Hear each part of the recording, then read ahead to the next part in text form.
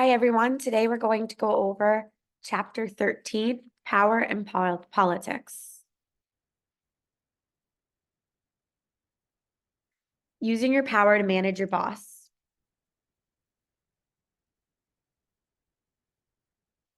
Key concepts today: define power, contrast power and leadership, contrast the 6 bases of power, explain the role of dependence and power relationships, and identify 9 power or influence tactics and their contingencies.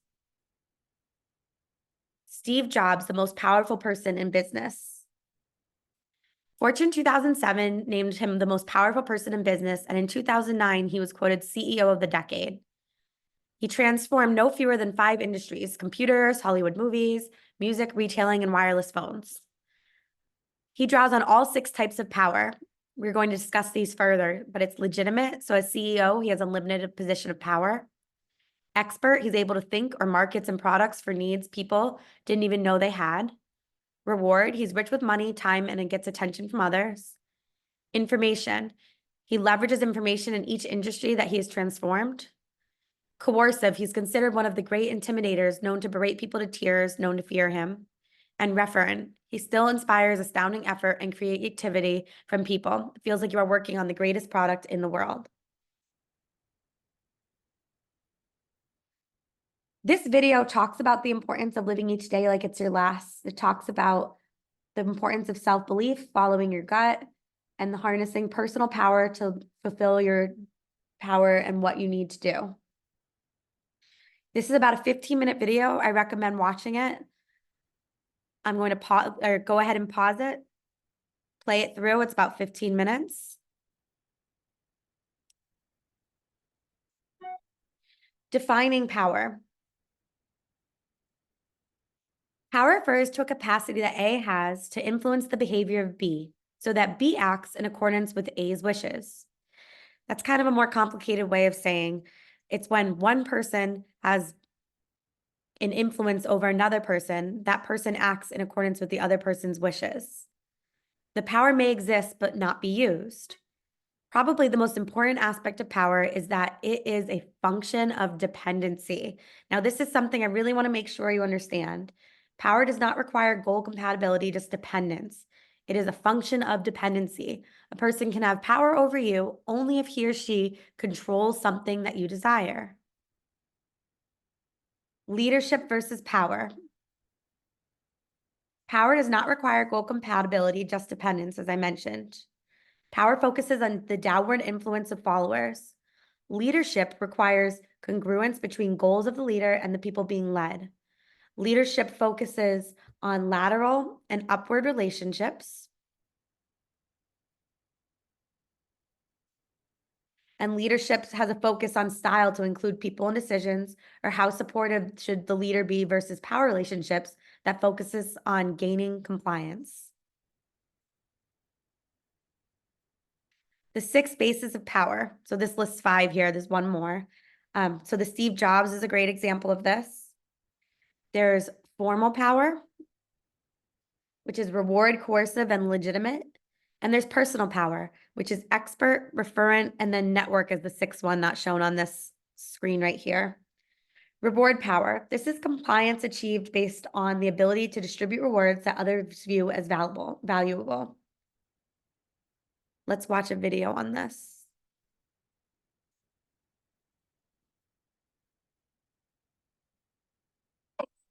All right, let's go.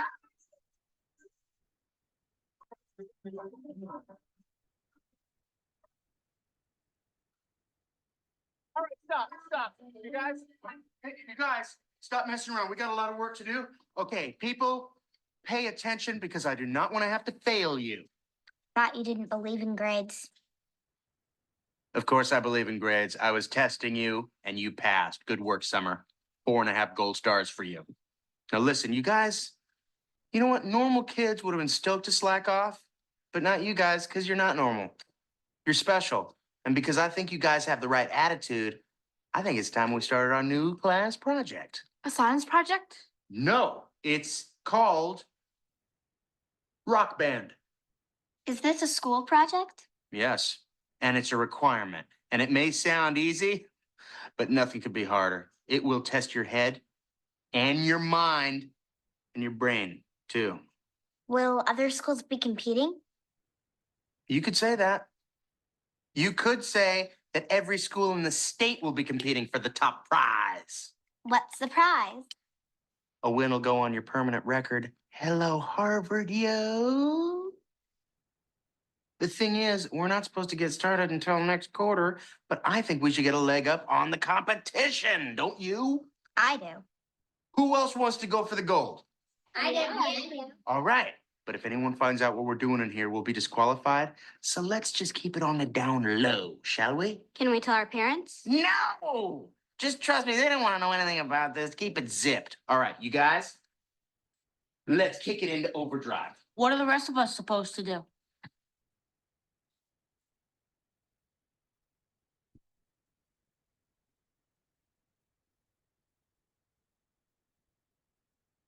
So this is a good video to show the example of reward power.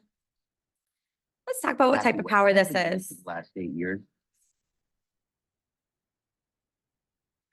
It's coercive power. This is an example of a power base that is dependent on fear of the negative results from failing to comply. And this is from Horrible Bosses.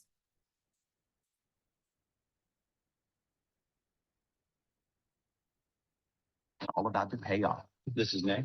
I'm this close to getting a big promotion with my own office.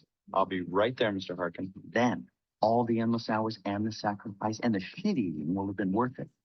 See, this is what concerns me, Nick. You're a punctual guy. You know the importance of being here right at 6 a.m., which is what leads me to think that there must be something wrong with the internal clock on our security system. May have been a minute late. Well, no, but according to this, you were 2 minutes late. So either you're a liar or this system is off by a full minute.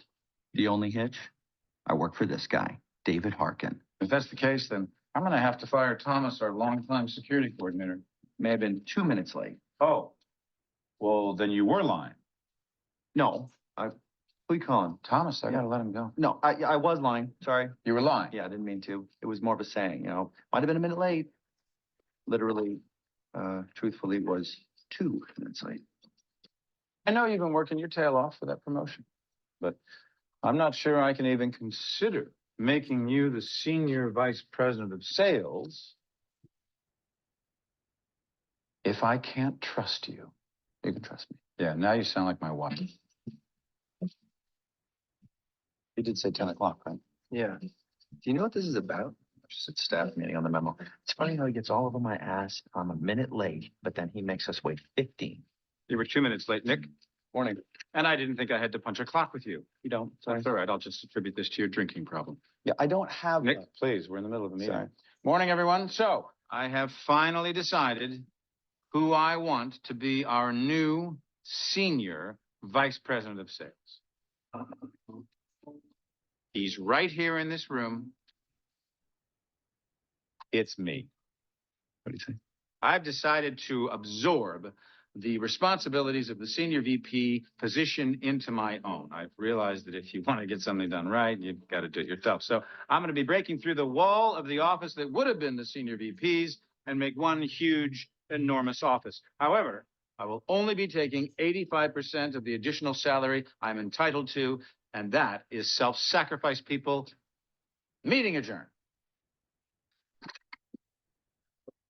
Mr. Harkin, can I speak to you? Yeah, sure. What is it? For months you've been hinting that I was in line for that promotion. And look how hard you've been working. Were you just lying to me? Lying? No, Nick. Motivated. I mean, look, we're all part of the same team here. Plus, I'm the one who's going to be doing all the extra work. You know that last month you made me work so late, I missed saying goodbye to my gam. I'm sorry, what? My grandmother, I told you that I needed to see her because she was very, very sick. You said if I left early, I'd get fired. And she died before I made it to the hospital. I'm sorry. Thank you. I had no idea that you called your grandmother.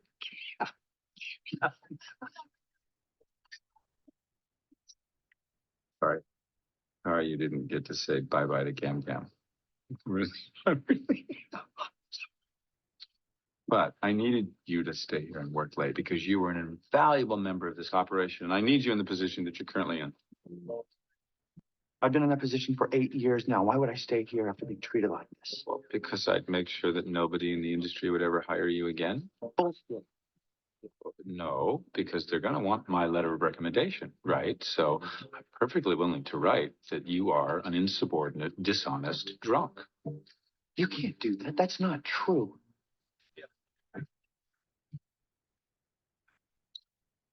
You stupid little runt. I own you. You're mine. So don't walk around here thinking you have free will because you don't. I can crush you anytime I want. So settle in. Because you are here for the long haul.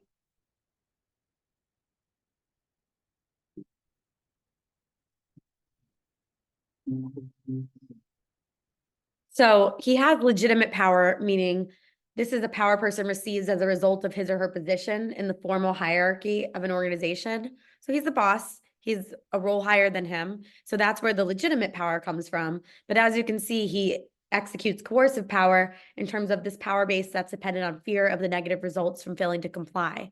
So he's saying, if you quit, if you leave, if you do anything, I won't recommend you anywhere. And he's trying to bar him from any other job. And so he's trying to put fear in him so he'll stay at the company despite being treated poorly.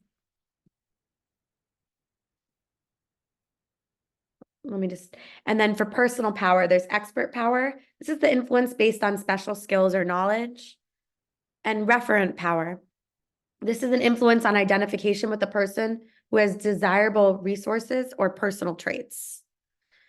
And then the last one, information. This is similar to expert, large amount of knowledge or skill versus access to specific information. Which bases of power are more effective? Personal sources are most effective. Both expert and referent power are positively related to employee satisfaction with supervision, their organizational commitment, and their performance, whereas reward and legitimate power seem to be unrelated to these outcomes. Coercive power usually backfires. As you saw, it's not the nicest way to treat your staff. The role of dependence in power relationships. So as I mentioned earlier, the greater B's dependence on A, the more power A has over B. Let's watch this video to show an example of it.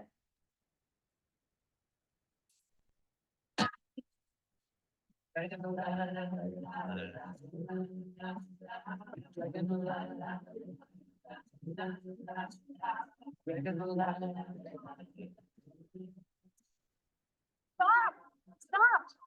Gary, what the fuck? Court order for asset seizure. You gotta pay your property taxes, Maddie. No, this is a mistake. I'm negotiating a payment schedule with them. Oh, well, I guess they're done negotiating. What, so they're taking my car? I'm an Uber driver. Not my problem. How the fuck am I supposed to pay their taxes? Just bartending. My problem is that you just went radio silent on me. Is that what this is about? No, I also have a contract with the county, but I'm saying a little explanation about why I never heard from you again. That would have been nice. You can't just ghost people. 3 months is not nothing. It's 3 months, felt longer. In a good way. Wait, Gary, please stop. You were right, okay? My feelings for you were so intense that I got scared. I freaked out. Is that true? Yes, of course it's true, you big dummy. Just last night, I was doing laundry and I thought to myself, I miss that fucker. I miss hearing about what the Jets were doing wrong. What you would do differently if you ran the team. Yeah, that'd be so much better, right? It'd be so much better. The other day, I saw a green sock and I was like, that's Gary's. This feels good. Just say my car wasn't here, okay? Yeah. You know what? I will do that. Because it's not gonna be here. What? That's my cousin. Buongiorno. He's from Italy. Gary, I swear to God, he's my cousin. He's my second cousin. That's their culture. Have you ever been to Italy? I wanted closure, and I got closure. Thank you. Gary, come on. It was just a fling. No, I wasn't. Not to me. My sister was right about you. Wait, your sister who was arrested for elder abuse? Okay, Gary. There's something seriously wrong with you. So in this example, she's relying on Gary. He has the control because he gets to decide whether or not he takes the car away. She tries to persuade him, but he does have the power because it's his decision whether or not he takes her car, which she needs to go to work. So when you possess anything that others require but that you alone control, you make them dependent upon you, and therefore you gain power over them. Dependency, then, is inversely proportional to the alternative sources of supply. The more that a person or unit is dependent on you, the more power you have. So she's dependent on him to leave her car, so he has power over her in that situation. So what creates dependency? There's importance, the value of a resource. Her car is very valuable. She needs it to get to work. Scarcity, uniqueness of a resource. During COVID, there was a lot of dependency on different supply sources. People needed, there was a very strong dependency on the medical equipment that was available. Things like masks created a dependency on different suppliers that weren't there before. And non-sustainability, the ability to find other options. So for example, when we couldn't find toilet paper easily, and it was harder to find other options, that made people more dependent and were willing to pay more for different options for toilet paper. So it's important to remember that dependence increases when the resource is important, scarce, and non-substitutable. We talked about Zimbardo's prison experiment earlier. This simulation actually proved too successful in demonstrating how quickly individuals learn new roles and how conformity interacts with power. So we talked about it in terms of role, but in terms of power, this was done by a researcher at Stanford that conducted this famous experiment in the 1970s. He identified 24 normal male volunteers and randomly assigned 18 to the role of prisoner or guard. Guards were told to keep order but received no training. Prisoners began to feel depressed, and the guards ended up being aggressive and abusive. People actually had mental breakdowns, and they actually had to end the experiment after only 6 days when it was supposed to be 2 weeks long. This is a good reminder of how power can be too successful and how individuals end up with new roles and how conformity can interact with power. So feel free to watch that. There's also Stanley Milgram's conformity to authority experiment. So this tested how far individuals would go in hurting another individual when told to do so by a researcher. I'm going to show this video in a moment, but this man knows that he or thinks he's causing harm and continues to do so because the person in charge keeps telling him it's okay and that he won't have any consequences. This study was done by a psychologist at Yale in the 1960s. Participants believed that they were engaged in an experiment on learning. The participant, teacher, so that's the gentleman pictured here, would ask a series of questions to another participant who's a learner. He was told to shock the learner whenever they got a wrong answer. The learner was not a participant. It was someone that was pretending to be hurt by the shocks and yell out in pain when he pushed the button. They started at 15 volts of power and were asked to increase it over time. When they got to about 135 volts, some expressed concern, which you'll see him do here. But few of them stopped once they were told by the researcher in charge that they would not personally be held responsible for the outcome of the experiment and that their help was needed to complete it.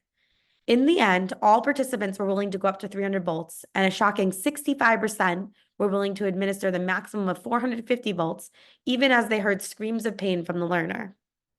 Let's watch this video about it. A decade earlier, psychologist Stanley Milgram had also looked at how we respond to authority.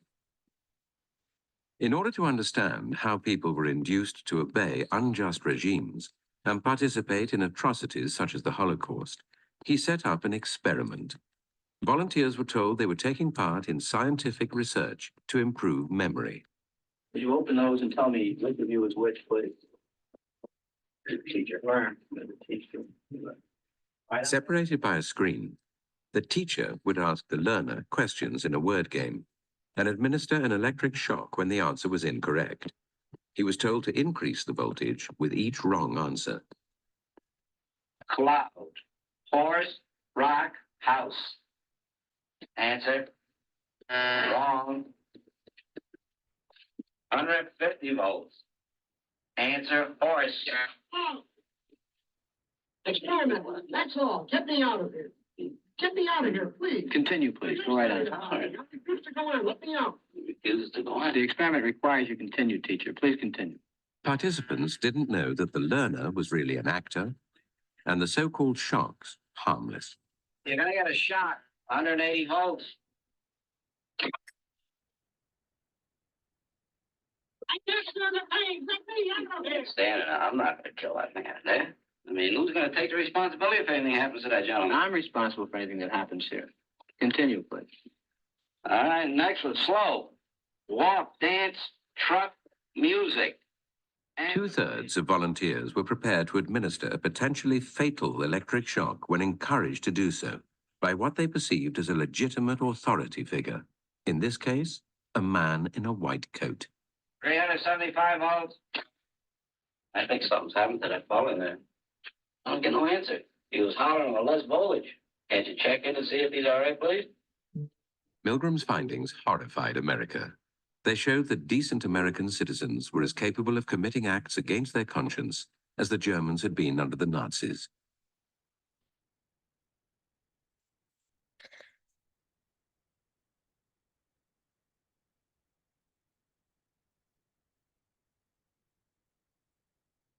So let's talk about the 9 power influence tactics. There's legitimacy, which is relying on your authority position or saying a request accords with organizational policies or rules. So in that example, he was the authority position telling him it's okay, and that worked. Rational persuasion. This is presenting logical arguments and factual evidence to demonstrate a request is reasonable. So one example of this is when you're asking for a raise. Rational persuasion is the best way to get it.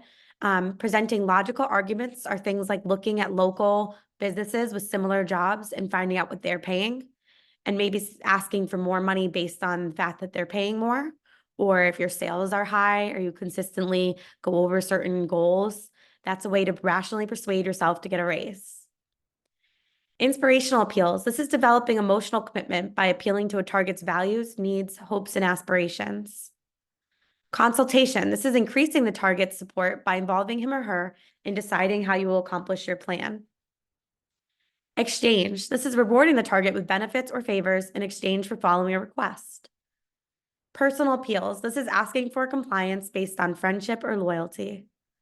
Ingratiation. Using flattery, praise, or friendly behavior prior to making a request. In that video with Jennifer Lawrence, she was very flattering to him to try to ask him to leave her car. Pressure, using warnings, repeated demands, and threats. And coalitions. This is enlisting the aid or support of others to persuade the target to agree. What is the most frequently used? Rational persuasion. So this is a good example of when you can look over PIC analysis. It helps you to rationally persuade. Imagine you have been in a position for 2 years without a raise. After stellar performance resulting in a 10% sales increase for the firm, you're getting ready to finally request a raise. What will you say to your boss? Think about the 9 power tactics we just discussed. How would you use each one, and which one would work best? Well, I just mentioned rational persuasion is the best one. Let's take a look at this video. This is a great conversation about how to ask for a raise. In 2 years, you need to find a new job. At least that is what the hugely successful Kevin O'Leary says. He is one of the investors on Shark Tank. And he stopped by recently to tell us about this and some other surprising negotiating tactics. Watch. If you want a raise, a lot of people don't have the confidence to go in there and ask for it. What's your advice to them? My advice is always the same. You've got to research what others are getting paid for commensurate work, whether you're a man or a woman. Luckily today, you can go online and see what everybody else is making in your sector, in your job. And you have to go into your boss with the confidence that you know what you're worth. How do you do that? You go online, you figure out what everybody else is making. And if you feel you're significantly underpaid and you're hitting your mandates and you're hitting your goals and you've been a good employee, those things matter. You simply say, look, here's what I'm worth, and we both know it. I've done a fantastic job for you. I've worked for you. I've made sure you've hit your goals as a manager because that's my job, is to make sure you look great. I'd like to get compensated like everybody else. Here is my number. Now, you have to be sure you're not too greedy. If you know, let's say that everybody else is making 70,000 and you're currently making 50, why don't you go in at 65, understanding you'll be happy? And if you get significantly less than that, maybe it's the signal that your boss is telling you they don't really want to keep you. Because Sometimes you need to pay attention to the messages you're getting, which are, I am not valued here. Because they'd rather you walked out the door and they didn't have to pay you severance if they don't want you anymore. But most people figure out pretty quickly that they're worth what they do commensurate with everybody else that's doing the same thing. And if you're significantly underpaid, it's because you're underperforming. Now, what about bonding with your boss? Because I will tell you, as a young woman coming up the ranks, a lot of the times the men in power would go out for drinks with the other men, and I'd be left over here. Right. I never knew what to do because you can't bond in the same way as your male colleagues can all the time. I think the world has gone to a place today where social activity and business are two different things. I think that's what's happening here. And maybe it's good that this occurs. When you work for somebody, your job is to hit your goals and achieve your mandate. If your boss says, look, I want you to cut costs by 2% in your division, I'm just making up an example, and you deliver on that, that's far more important than going out for drinks. Because he or she wants to achieve their goals. You're helping, you're part of the team. I know many managers today, many investors, many people that are bosses that will not go for a drink with a subordinate anymore. Right, male or female. Male or female. And that's because of where we've got to in the world. And maybe that's a good thing. I wrote in my book, I never lined up outside of the boss's office asking for opportunity. I stayed in my own office and did my job, and opportunity came to me because I worked. I worked and I worked and I worked and I worked. And ultimately, most bosses are capitalists who want to make money off of you. If you don't work for such a person, you should find another job. You make your own luck in business. And by focusing on why you're there and figuring out, what do I have to do today to help my boss look good, even if you don't like them, you don't have to be in love with people to work for them. In fact, you don't even have to like them. What about that? Because I know you say, look, it's fine to be collegial with people. Yes. But, the office is not a daycare, and it's not a friendship den. It's a place where you go to make money for your employer. You don't have to like people, you have to respect them. And it has to be the same for your boss. They don't have to like you, but they have to respect you, because you're going into that world and being paid. You're being compensated for what you do, not how funny you are, or how social you are, or how much you want to party. That's completely irrelevant. And I think a lot of millennials today are figuring that out pretty quickly, because the ones that perform, that stay focused, that really want to move up the feeding chain, particularly in large companies, understand performance is what matters and everything else is secondary. And you also say dress the part. I mean, you do this with your haircuts. Explain that. I don't have to worry too much. I really feel that way because young men and women, in all my companies, I say if an investor comes in or we're talking about money, I want a suit and a tie on. I don't care, what you do after work, but I want you to respect our investors, respect our customers, respect your other employees you work with, and I want it to be reflected in what you wear. And I don't like to see aggressive clothing on a man or a woman. What's aggressive clothing on a man?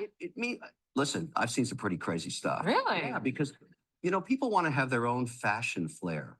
But if it makes other workers feel uncomfortable or feeling they can't keep up with it or they can't afford clothes like that, it's very uncool. Is it true every 2 weeks you get the sides done? I do, and I spend a fortune on it because I like to look good. People always say to me, why don't you shave it all off? And I say, I don't like that bowler ball look. I like this look. That looks good on you.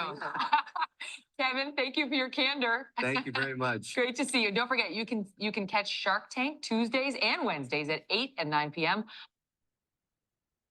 So that's Kevin O'Leary discussing different influence tactics. He also mentions, it's not a good idea to go out from at work with your boss always, or if you're the boss and you're going out with your subordinates, that's not always the best plan. He talks about how it's important to look the role. I've talked about this before. When I first interviewed for Bank of America, it was for a teller position and I worked my way up. But when I came in, usually a teller position, you don't need to wear a suit, but I did. And my manager told me to this day that that's why she hired me, was because I came in looking the part. And I did. I worked my way up into assistant manager role. Another example too of influence tactics, rational persuasion. When I graduated from college, I applied for other jobs managing as I was assistant managing at Bank of America. And I got offers from 3 different jobs and I used them to leverage myself in a substantial pay raise to be able to stay at the company I wanted to be at, but make sure that they were significantly paying me better. A lot of companies, when you work your way up, you don't really get paid at the right level. So it's important to make sure you're getting paid the right amount for what you do. Make sure you know these influence tactics. It's important. Impression management. This is the process by which individuals attempt to control the impression others form of them, or actively shaping the way you are perceived by others. If you want people to see you a certain way, that's impression management. The most effective approach on the job is to build credibility and maintain authenticity. There may be aspects of your true self you choose not to disclose at work. There are some different strategies. Nonverbal, this is the clothes you choose to wear and your demeanor. As I mentioned, wearing a suit can make you seem more professional. Verbal, your tone of voice, rate of speech, what you choose to say and how you say it. And behavior, how you perform on the job and how you interact with others. These are some impression management techniques. Please make sure you review these and know them all. But one example is excuses, explaining a predicament, creating an event aimed at minimizing the apparent severity of the predicament is a defensive impression management technique. So an example of this is a sales manager might say to her boss, "We failed to get the ad in the paper on time, but no one responds to those ads anyway." That's an excuse impression management technique.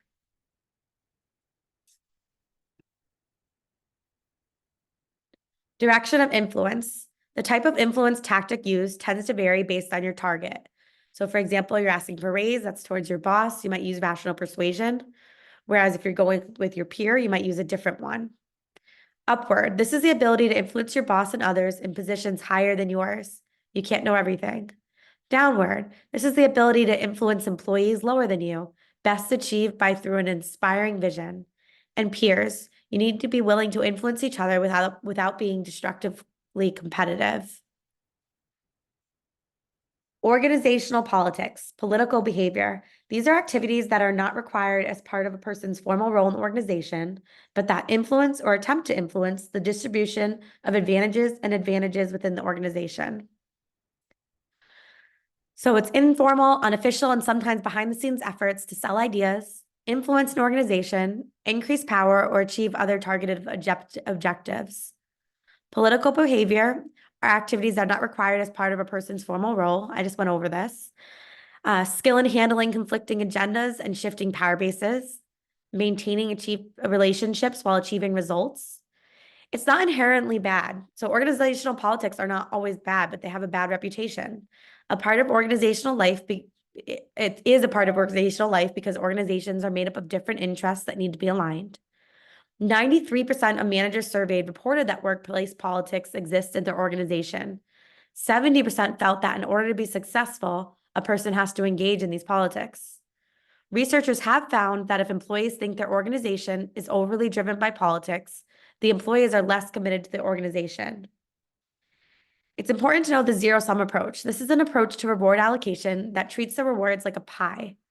It's fixed, so any gain that one person or group achieves comes at the expense of another person or a piece of the pie. This encourages politicking. So an example of this is if you have $15,000 that's supposed to get distributed in raises to 5 employees. Anyone who gets more than $3,000 takes away from the others. And you can see an example of this on page 227. And it's important to know that defense behaviors are for avoiding action and it encourages politicking. Let's watch this video from The Office to see an example of politics. So as you can see, there's some politicking that goes on in that episode because they're arguing about whether they should use this bonus money to get new chairs or to get a new copier. And Michael finds out that he can take the 15% of the money and just give himself a raise. And so he tries to convince them they don't need either. So there's a lot of politics involved in that whole episode and that conversation. And obviously, making the choice to give himself $600 was not the right move as the boss, as they really needed one of those options in the office.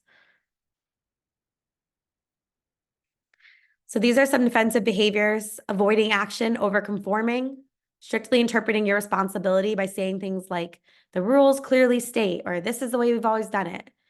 Buck passing, that's transferring responsibility. Playing dumb, avoiding an unwanted task by falsely pleading ignorance or inability. Stretching, that's prolonging a task so that one person appears to be occupied, for example, turning a 2-week task into a 4-month job. Stalling, that's appearing to be more or less supportive publicly while doing little or nothing privately. Avoiding blame. Bluffing, so rigorously documenting activity to project an image of competence, known as covering your rear. Playing safe, evading situations that may reflect unfavorably. Justifying, developing explanations that lessen one's responsibility for a negative outcome. Scapegoating, that's placing the blame on someone else. when it's not really their fault. Misrepresenting, that's manipulation of information. Avoiding change, that's prevention, trying to prevent a threatening change from occurring. And self-protection, acting in ways to protect one's own self-interest during change by guarding information or other resources. And that's the end of chapter 13.